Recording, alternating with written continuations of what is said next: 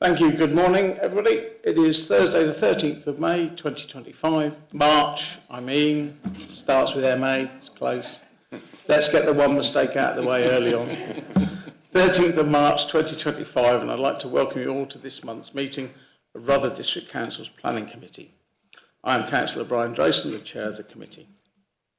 The Committee is required to consider the applications that are before it today against national and local planning policies. Where these policies appear to conflict with each other, the members are required to use their individual knowledge, experience and judgment to come to a decision for the benefit of the whole of Rother District. It should be noted that the Planning Committee is not a public meeting, but a meeting that the public may attend and rather have a public speaking scheme, details of which can be found online.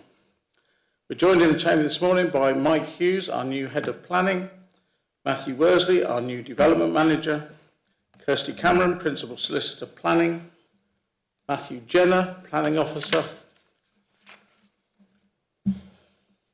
and Edwin Cook, Principal Planning Officer, is here also. Cook, what did I say? Cook. I used to work with somebody called Matthew Cook. Edwin Cook. Sorry. Also with us today are two members from Democratic Services, Julie Hollins, the Committee Secretary, and Eleanor Drew, who's looking after our webcast. Joining us online is Councillor Ganley. Good morning, Councillor Ganley. Good morning, Chairman. Thank you. There's no fire alarm test scheduled for today, so in the event of a fire alarm, all people in the chamber are asked to leave by the nearest exit and reassemble in the front car park. Can I please ask members also to make sure that their mobile phones are switched off or in silent mode? Thank you. So on to the agenda. Number one, do I have your authority, please, to sign the minutes of the meeting of the Planning Committee held on the 13th of February? Thank you.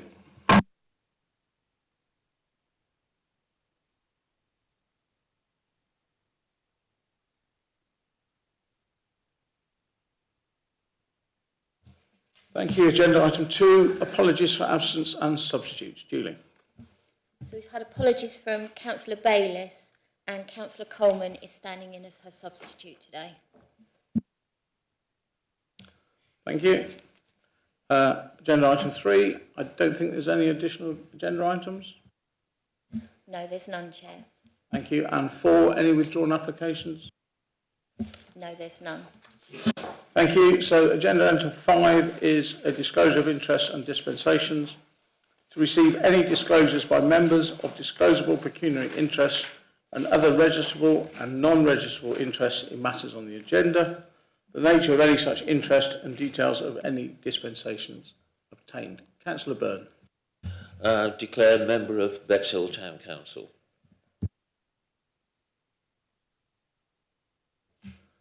Thank you. Councillor Stanger. Just on item, which item is it? Item, the Little Common Recreation Ground. Just to say, it's personal interest. I've been involved as ward member with the club, but I have not spoken on this application with the club. Thank you. And myself, I'm a member of Bexhill Heritage, but I have absolutely no part in anything they do. Very much a sleeping member. Councillor Gray. And likewise for me, member of Bexhill Heritage. Thank you. Right, in that case, we're on to the item 6, which is the Planning in Applications Index. The last page of this shows the applications that are on today. For each application, the officer will first present their report. Then we'll be able to ask, as there's no public in the room, we'll be able to ask questions of the officer and then debate the application.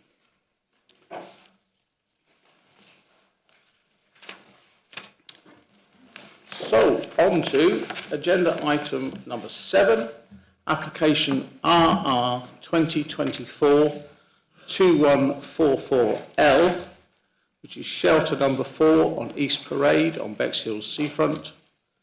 The proposal is for the restoration of the shelter, including application of window film, coloured acrylic sheet and installation of commemorative plaques. The reason it's before the committee today is it is a council-owned site. The recommendation is that it be resolved to grant listed building consent. So the planning officer is not here today, James Layback, so Matt Worsley is going to present it to us. Thank you, Matthew. Thank you, Chair. This application relates to shelter number 4, East Parade, Bexhill, which is a Grade 2 listed building.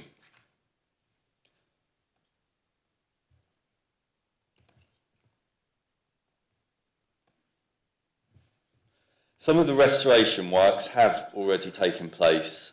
These works include the candy twist columns, skirtings and fascia boards being painted in red and green, and the walls and ceilings in white.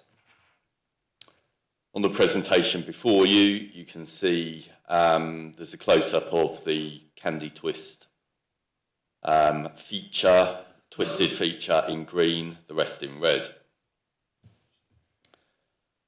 This is explained to match the town's flag, and it's the same as other seafront shelters and the Coronation Bandstand. The previous acrylic windows have been replaced with polycarbonate. It's officers' understanding that the original glass was replaced with acrylic back in the 1970s, so it's been that way for a long time. Given the seafront location, practically it makes sense to have polycarbonate. Further works are also proposed. These include the installation of red and green acrylic sheets on the top row of the windows, along the central spine, the installation of a removable gallery, and the installation of removable commemorative stainless steel plaques.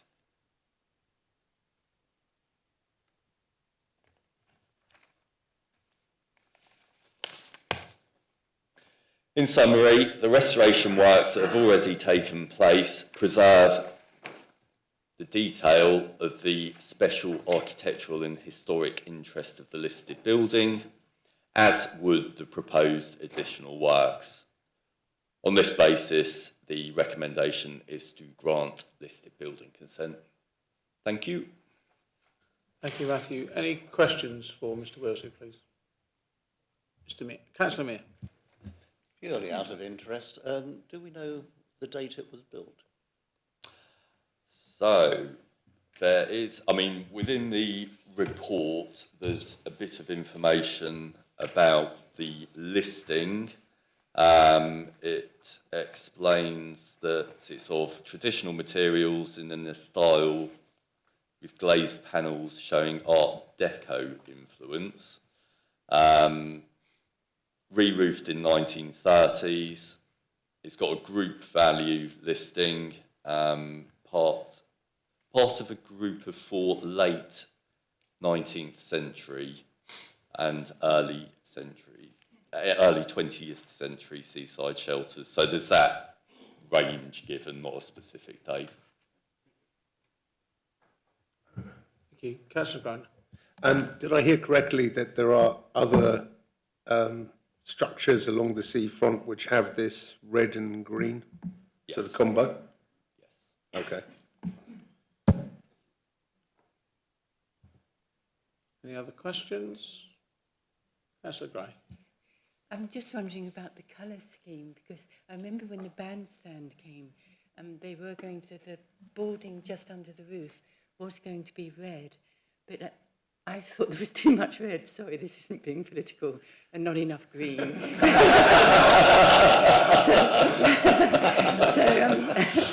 So I asked for it to be painted green, and I have to say it looks so much better.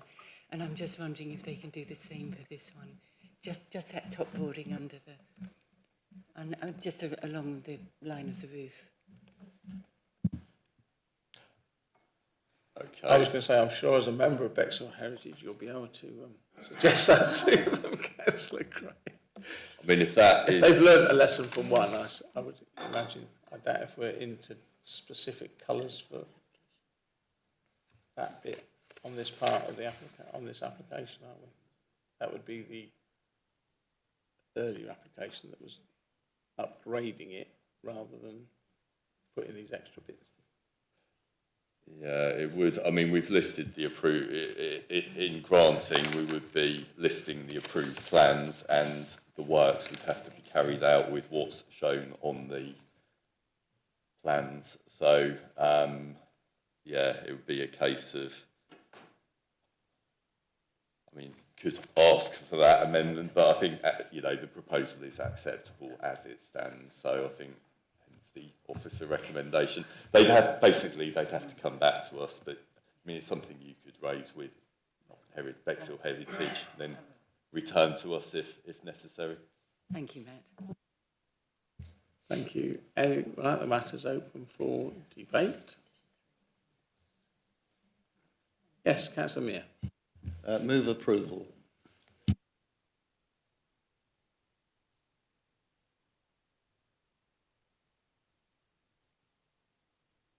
Sorry, so the motion is that we grant listed building consent. Oh, sorry, Councillor Byrne. Thank you, Chair. Just as you probably know, it's in my ward. Excellent addition to our seafront. In answer to Polly's point, I'm pretty sure that Bexhill Heritage have done as much research as possible to restore the shelter to its original colour scheme and original design and reflect Art Deco where possible.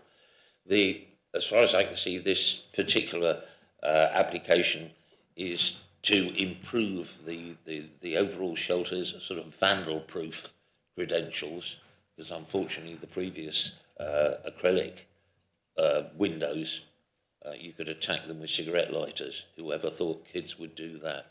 And that the polycarbonate is better for that. But I just want to place on record the fact that I think it's a wonderful achievement by Bexhill Heritage, and as a ward councillor, I think it's marvellous. And as a member of the planning committee, I wholeheartedly support the amendment or the plan that's before us. Thank you, Councillor Byrne. Also, thank you for reminding me again of not to go straight into votes, and that once it's been moved. So he'll get in there one day, he'll stay. Any other comments before we move to the vote, please? Right, moving to the vote on this one then, that we grant listed building consent. All those in favour, please? Yes. That's unanimous. Yes, it was moved by Councillor Mear and seconded by Councillor Gordon.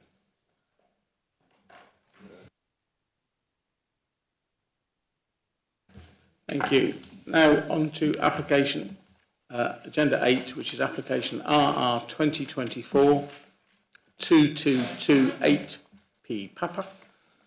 Sports Pavilion, Little Common Recreation Ground, Green Lane, Bexhill. Proposal is the siting of a storage container adjacent to the tennis court. And again, the reason it's before the committee is it's council-owned land. The recommendation is it be resolved to grant full planning permission. There is no one registered to speak on this, so we'll hear the report from the planning officer, Matthew Jenner. Matthew, please. Thank you, Chair.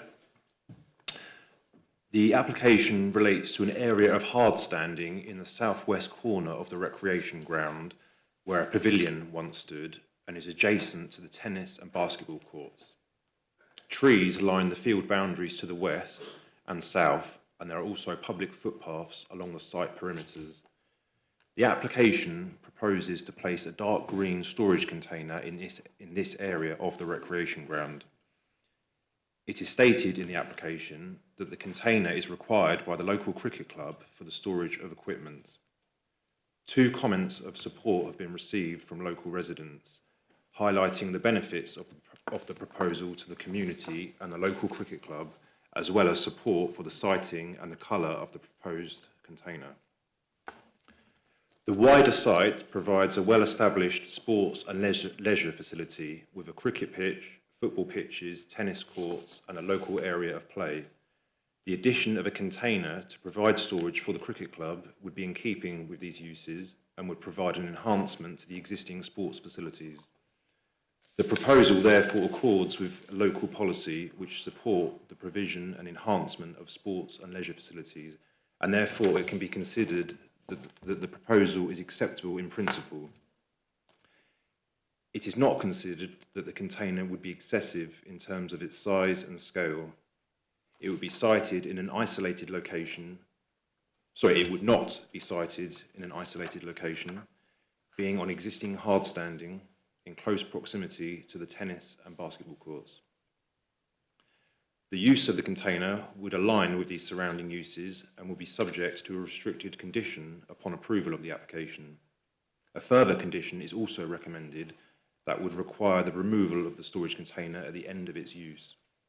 The dark green colour would ensure that it would not appear incongruous and would integrate well with the verdant character of the recreation ground.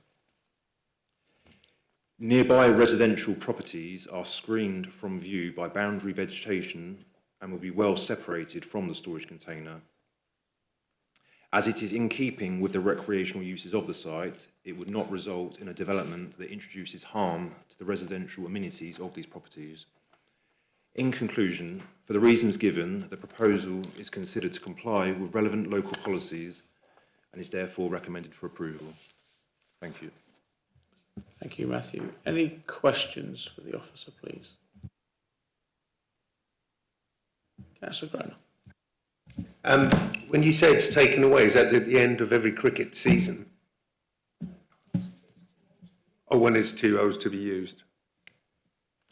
Yes, when it's no longer in use by the cricket club.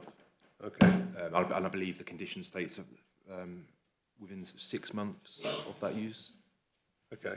Of the end of that use. Thank you. Correct, yes. Condition 4 states the storage container hereby permitted shall be removed from the land on which it is situated within 6 months of cessation of its use. Thank you. Councillor Creaser. I propose we support approval. Moved by Councillor Creaser. Councillor Stanger. Seconded. A second, yeah, thank you. Seconded. The matter is now open for debate.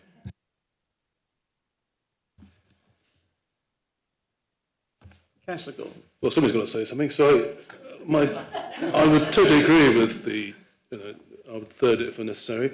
It's a good cause, and I think we should go ahead, and there'll be no comments as far as complaints, so I think we should go ahead and grant it. Thank you. Thank you. Councillor Byrne. Just wondering, this is not totally relevant to this particular application, but I wonder if anyone could suggest to the cricket club that they paint it with anti-graffiti, with an anti-graffiti coating, because it strikes me that even though this nice green container will look absolutely wonderful, it may not look absolutely wonderful for very long. So I'm not too sure where this sits in the planning regime, but if someone could suggest to them, and if it's a matter of cost, they might like to apply for a grant to anti-graffiti paint their container. I'm sure the local member, Councillor Stanger, has taken on board. that on board. Councillor Mrs Barnes. Just to ask if is the use exclusive according to the conditions for exclusively for the cricket club? Yeah.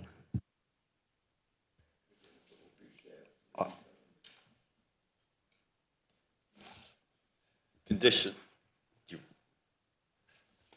I think we worded the conditions so that it could be used by the cricket club, the football club and other sports teams within the ground. So it's not just restricted to the cricket club itself. Sorry, Chairman, just going on from that, it won't be possible at the end of 6 months for them to say, another society would like to use it. Can they also have the use? I'm going to say I would think they probably could have a use because it's still for the cricket club and other sports facilities. So if the cricket club went and other sports facilities were already using it, but once everyone stopped using it, it would have to be taken away. That's my reading of it. Is that? Yeah. That's correct, yeah. Councillor Stanger. Yeah, just wanted to say, Chair, that the football club and the cricket club work well together down there, and they share facilities because the football club own the clubhouse, and I believe the cricket club uses that as well. So, yeah, bit of both. Thank you. In that case, we'll move to the vote on this. Although the recommendation is that we grant full planning permission. All those in favour, please show. That's unanimous. Thank you. That brings us to the end of that agenda item, which only leaves us with the date of the next meeting and the next possible site visits, which I've just lost. So 17th of April is the next planning committee meeting, and so the 15th is the next site visits, if there are any. And with that, this meeting is closed. Thank you.